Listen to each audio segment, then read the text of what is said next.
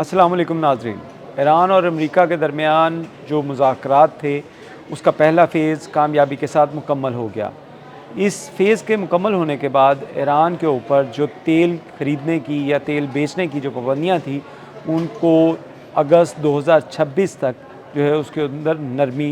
पैदा कर दी गई है। अमेरिका की जानिब से ईरान को तेल बेचने की जहाँ पे इजाज़त दी गई और बहुत से ममालिक इस अमन मुज़ाकरात को जहाँ पे एप्रिशिएट कर रहे हैं, बहुत ममालिक जो हैं इस फ़ैसले की तारीफ़ कर रहे हैं और इसमें तोसी की बात कर रहे हैं। वहीं पे इसराइल एक ऐसा मुल्क है जो कि इस वक्त तन्हाई का शिकार है। अगर इसराइल का लोकल या सोशल मीडिया देखा जाए तो उसमें ईरान और अमेरिका के दरमियान जो मुज़ाकरात हुए इसका सबसे ज़्यादा रोना जो है वो इसराइली सोशल मीडिया और उनके लोकल मीडिया के अंदर किया जा रहा है। वहाँ पे ये बातें की जा रही हैं कि ईरान और अमेरिका के दरमियान जो मुज़ाकरात हुए इससे इसराइल को तन्हा छोड़ दिया गया है और इसी तमाम सिनेरियो के बाद तुर्की, अरब और इसराइल के ही कुछ मीडिया हाउसेस या लोकल मीडिया या सोशल मीडिया के ऊपर ये बातें भी की जा रही हैं कि इसराइल इस वक्त कोई ऐसी प्लानिंग चाह रहा है और करने जा रहा है जिससे अमेरिका को दोबारा जंग के ऊपर आमादा किया जाए। जी हाँ, बिल्कुल आपने ठीक सुना, ये फ़ॉल्स फ्लैग ऑपरेशन के बारे में बातें की जा रही हैं। ये फ़ॉल्स फ्लैग ऑपरेशन क्या इसराइल की जानिब से पहले भी कभी किया गया? क्या इसराइल के ऊपर सिर्फ़ इल्ज़ामात हैं या ये पहले भी ऐसे वाक़यात जो सरज़द कर चुका है? आज तारीख़ के झरोकों से इस बात को जो एविडेंस के तौर के ऊपर साबित किया जाएगा कि किस तरह इसराइल अपने मुफादात के लिए फ़ॉल्स फ्लैग ऑपरेशन करता रहा और उसके इन ऑपरेशन की वजह से वो अपने करीबी जो दोस्त ममालिक हैं उनकी पीठ में भी छुरा खोपता रहा। जी हाँ, हम बात करेंगे 1954 की। ये 1954 जब मिस्र और बरतानिया के दरमियान एक महाजराई जारी थी और बरतानिया के जो नौ आबादियाती कब्ज़े थे उसके ख़ात्मे का दौर था। इसी दौर के अंदर मिस्र के एक बड़ा ज़ोन जिसके अंदर 80,000 से ज़ायद बरतानवी फ़ौजी मौजूद थे और इसी तरह की सूरत हाल जिस तरह ईरान और अमेरिका की अब मौजूदा सूरत हाल है ये तब भी थी। और उस सूरत हाल के अंदर इसराइल को ये लग रहा था कि इन मुज़ाकरात के ज़रिए जो मिस्र और बरतानिया के दरमियान हो रहे हैं और उसमें बरतानिया ये बात जो है वो मानने के लिए तैयार भी हो गया कि मिस्र के अंदर जो 80,000 से ज़ायद फ़ौजी हैं इनका इनखला करके इनको वापस ले जाया जाएगा और मिस्र की हुकूमत जो है वो मिस्रियों के हवाले सौंप दी जाएगी। लेकिन इस दौरान एक बड़ा फ़ॉल्स फ्लैग ऑपरेशन जो था वो तैयार किया इसराइल की जानिब से। ये प्लान क्या था? इस प्लान के बारे में आपको बताएं तो इस प्लान को जो ऑफिशियली नाम दिया गया था वो लवान अफेयर्स थे और इस अफेयर्स के अंदर ये प्लान इसराइल की जानिब से, इसराइल की खुफिया एजेंसी की जानिब से किया गया कि मिस्र के अंदर जो इसराइली मौजूद हैं उनकी मदद से मिस्र के अंदर जो अमरीकी या बरतानवी जो तनसीबात हैं जिसमें उनके थिएटर्स थे, उनकी लाइब्रेरीज़ थी या दीगर जो दफातर थे, सरकारी दफातर, उनको टारगेट किया जाए। इसराइल ने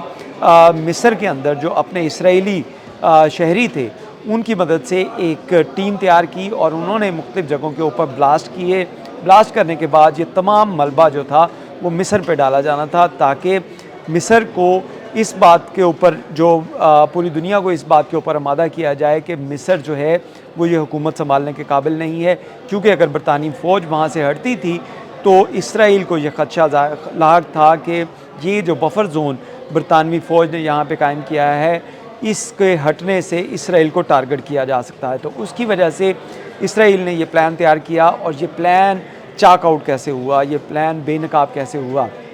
1954 में ही एक इसराइली एजेंट जो कि अपनी जेब में बम लेकर एक थिएटर के अंदर जा रहा था, जो बरतानवी हुकूमत का थिएटर था, उसके अंदर जा रहा था कि वक्त से पहले उससे ये बम फट गया। ज़ख्मी हालत में इस एजेंट को गिरफ़्तार किया गया और मिस्री हुकूमत ने ये तमाम जो नेटवर्क था इसको बेनकाब किया। इसमें इसराइल पहले तो इन लोगों को जो है वो डिनाइल दे रहा था कि ये लोग उसके नहीं हैं और ये इंडिविजुअली अगर कोई कार्रवाई कर रहे हैं तो कर रहे हैं। लेकिन 2005 में इसराइल की जानिब से इन तमाम जो बाकी एजेंट बच गए थे उनके एजाज़ में एक तकरीब रखी गई और इस तकरीब में उनको मुख्तलिफ मेडल्स और जो इनामात और करामात जो हैं उनसे नवाजा गया था। इस बारे में आपको बताएं कि ये लवान अफेयर जो हैं बाद में क्योंकि इसकी तस्दीक हुई और ये साबित हुआ कि ये अमेरिका के बरतानिया के ख़िलाफ़ जो है वो एक साजिश इसराइल ने की थी ताकि बरतानवी फ़ौज वहाँ पे कायम रह सके। इसी तरह का एक और बड़ा मंसूबा जो था वो 1967 में अमेरिका के ख़िलाफ़ तैयार किया गया था। 1967 में जब इसराइल और अमेरिका की जंग चल रही थी अरब ममालिक के साथ, तब भी ऐसी सूरत हाल पैदा हुई कि अमरीकी बहरी बेड़े जो थे, अमरीकी जहाज़ जो थे, वो खलीज ममालिक के जो समंदर हैं, उनके पानी हैं, वहाँ पे मौजूद थे और इसराइल को ये चाहता था कि अमरीकी फ़ौज यहाँ पे कायम रहे, लेकिन अमरीकी फ़ौज तब भी 1967 में भी वहाँ से बैकफुट पे आ रही थी। तो इस दौरान इसराइल की जानिब से एक बड़ा मंसूबा सामने आया जिसमें उन्होंने अमरीकी जहाज़ USS लिबर्टी जिसका नाम था, इसके ऊपर जो है वो शदीद तरीन बमबारी की। उनकी इसराइल की फ़ज़ाइया की जानिब से, इसराइली बोट्स की जानिब से उसके ऊपर इतना ज़ोरदार हमला किया गया कि उसके 31 जो नेवल फ़ौजी थे उनकी इस वाक़े में मौत हुई और 170 से ज़ायद ज़ख्मी हुए। USS लिबर्टी की जानिब से फ़ौरी तौर पे ये मुकम्मल तौर पे जहाज़ डूबा नहीं था, लेकिन इसके ऊपर जो अमला था उसने मदद के लिए करीबी जो बहरी बेड़े थे जब उसको इत्तला दी तो उसके बाद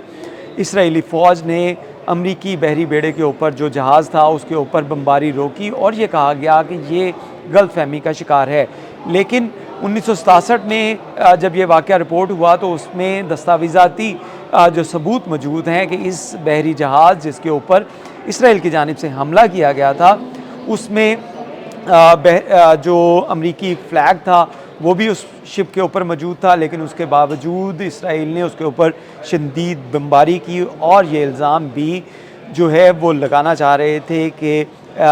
जो अरब ममालिक हैं उनकी जानिब से इस अमरीकी जहाज़ को तबाह किया गया है और तमाम अमले को ये डुबोना चाहते थे। लेकिन उसकी जानिब से, अमले की जानिब से फ़ौरी तौर पे जो कार्रवाई करते हुए मदद के लिए दीगर जो बहरी बेड़े थे अमरीकी खलीज फ़ारस के अंदर मौजूद थे उनको इत्तला दी गई। तो उसके बाद ये हमला रुका और इसराइल की जानिब से बाकायदा इसके ऊपर माफ़ी मांगी गई। तब भी हुकूमत जो थी वो अमेरिका के अंदर ऐसे लोगों की थी जो इसराइल के ज़ेरे असर थे और ये जो है वो उनकी जो माफ़ी थी उसको एक्सेप्ट किया गया। इसराइल की जानिब से उस बहरी जहाज़ के ऊपर जितना नुकसान हुआ उसके पैसे भरे गए, जो वहाँ पे लोग मारे गए थे, ज़ख्मी हुए थे, उनको मुआवजा दिया गया और अमेरिका ने भी ये माफ़ी तस्लीम कर ली। ये दो वो वाक़यात हैं जो तारीख़ के ज़रोख़ों में दस्तावेज़ाती सबूत के साथ मौजूद हैं कि इसराइल ऐसे फ़ॉल्स फ्लैग ऑपरेशन करता रहा है और अब भी सूरत हाल यही तुर्की का मीडिया, अरब मीडिया इसके ऊपर ख़ुसूसी तौर पे बात कर रहा है कि इस अमन मुआहदे के बाद सबसे ज़्यादा जो इस वक्त सूरत हाल जो ख़राब है वो इसराइल में नेतन्याहू की है, क्योंकि नेतन्याहू को मालूम है कि ये जंग अगर तवील ना गई तो एक तरफ उसकी हुकूमत जा सकती है, दूसरी तरफ उसको जेल भी भेजा जा सकता है, क्योंकि उसके ऊपर ऑलरेडी ऐसे इल्ज़ामात मौजूद हैं कि उसकी जानिब से इख्तियारात का नाजायज़ फ़ायदा उठाया गया, इसराइली टैक्स पेयर के पैसे को नुकसान पहुँचाया गया, इसराइली जो अवाम है उसको मुख्तलिफ़ जंगों में जो है वो झोंका गया। तो ये तमाम सारी सूरत हाल को मद्देनज़र रखते हुए इस वक्त इसराइल की जानिब से कोई बड़ा फॉल्स फ्लैग ऑपरेशन जो है उसकी तैयारी की जा सकती है, ऐसा कहना है तुर्की के मीडिया का, अरब मीडिया का और सोशल मीडिया के ऊपर भी इसके ऊपर काफ़ी बात की जा रही है कि इसराइल कभी नहीं चाहेगा कि ये मुज़ाकरात, ये अमन डील जो है वो कायम रहे और इसको सबोताज करने के लिए, इसको नुकसान पहुंचाने के लिए इसराइल बड़ा फॉल्स फ्लैग ऑपरेशन करने वाला है, जिसके बाद अमेरिका दोबारा से ईरान के ऊपर जो है वो बमबारी या जंग बंदी जो है उसको ख़त्म करने के लिए तैयार हो जाएगा। इस सूरत हाल को अब किस तरह काउंटर किया जाता है ये तो वक्त ही बताएगा, लेकिन इसराइल का अगर बैकग्राउंड देखा जाए तो उसमें ये फॉल्स फ्लैग ऑपरेशन जो हैं ये तारीख़ के हिस्सों में, तारीख़ के पन्नों में आज भी दर्ज हैं, जिसमें ये बताया गया कि इसराइल ने अपने मफादात के लिए अपने दोस्तों की पीठ में छुरा घोंपा और फॉल्स फ्लैग ऑपरेशन किए ताकि वो ममालिक जिसमें बरतानिया और अमेरिका है वो इन जंगों में इसराइल का साथ देता रहे और इसराइल को ग्रेटर इसराइल बनाने की जानिब अपने जो उनके एक मज़मूम मकासद हैं उसको कामयाब कर सके। बहुत शुक्रिया।